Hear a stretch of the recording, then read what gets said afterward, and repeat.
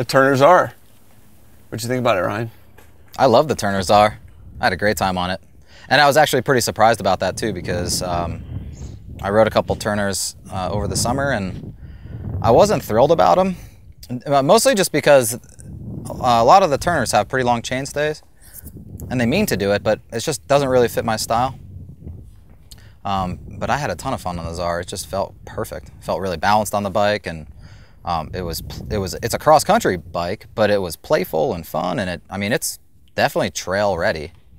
Yeah, this is the first Turner carbon bike I've spent some time on. Yeah. So that was a pretty unique experience, and I don't know, it seemed to complement everything about the bike already. Those short DW links keeps it nice and stiff in the rear. The DW system as well is really good for traction, so added to that like a stiff light frame. This 29er just like ripped up climbs that I didn't even think I could have made on a bunch of other bikes. Yeah. So I felt like Superman on the thing. It was awesome. I felt like Superman as well. That long stem seemed to stretch me out a little bit. Yeah, like this. You're doing a seat grab the whole time. We can go into long stems. I'm sure they spec this because for the potential demographic of this bike, it seems to make sense, but still, we'll go on a longer rant another time. Like, long stems should die. They should disappear off the face of the planet. I've never heard you say that before today, since this morning. But I agree with you wholeheartedly. It should be pointed out that we tested the bike on our trail all mountain loop, and so in theory would put it through the ringer even more. In fact, the fact that you guys were particularly stoked on it says a lot. It was a lot more playful than I thought. Like an XC racing bike should be. You know, it was a pleasant surprise when I got on the bike. How much does it weigh? It was like 25 and change.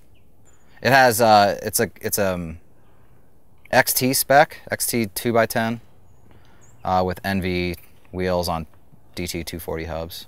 So if the NV wheels is not going to be cheap, is it? No, but I mean, those wheels are so incredibly stiff. It really adds to the ride quality. How much is the bike? We couldn't find a definitive price because it's got this mix of the XT Grupo, and I think they up-spec the wheels and a few other pieces on the bike, like the forks. So I was talking with David Turner earlier this year, and he's planning on, I'm not sure if it's actually gone into effect yet, but he's planning on offering the NV wheel upgrade in the lower spec options, so that you can, traditionally you could only upgrade to NV wheels if you got XTR, XO, or XX1. However, he's thinking about bringing that down so that you can actually upgrade to the really nice wheels on the lower spec. So you could potentially get like an SLX bike with NV wheels on it, which makes a big difference because we all know that upgrading your wheels makes a humongous difference in the ride quality. True. Yeah, so the one thing I noticed on the DW Link bike we had, it had journal bearings. Journal bearings are bushings. That's what most people know as bushings.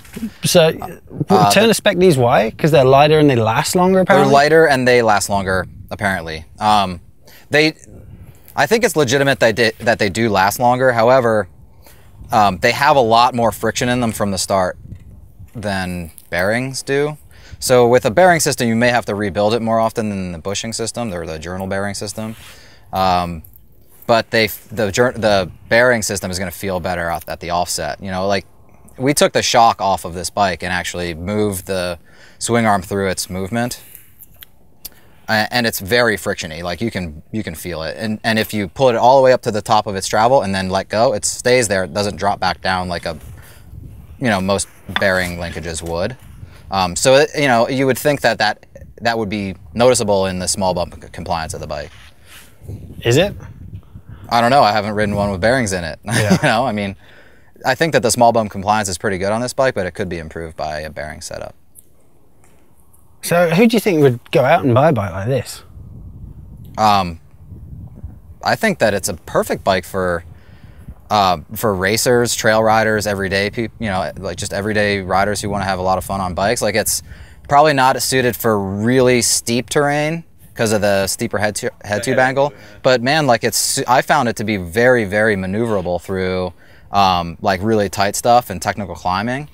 It was the head angle made it so that the wheel wasn't flopping around on those steep climbs, and you could really pinpoint exactly where you needed to go, which I found to be really cool. And it's a perfect bike for like Utah, Colorado, here, Sedona. So it seems to be like a pretty good first foray into carbon, hey? Yeah, it seems to be very well built. Yeah. Other than the fact that the top tube is in the way of the brake lever swinging around when the standover isn't very low. Yeah. But other than that, I think it's a beautiful bike and it rides really, really well. Yeah, I had a blast on this. Like, you know, I'm a fan of 29ers, but this was up there as a really good XC 29er, I think. Yeah, I have to say I enjoyed spent a lot of time this year on the Turner Burner, which is their 650B bike, and ordinarily I wouldn't say this, but I think for you know, someone who has more of less of a cross country bent, I feel like that bike's more playful, all around fun bike.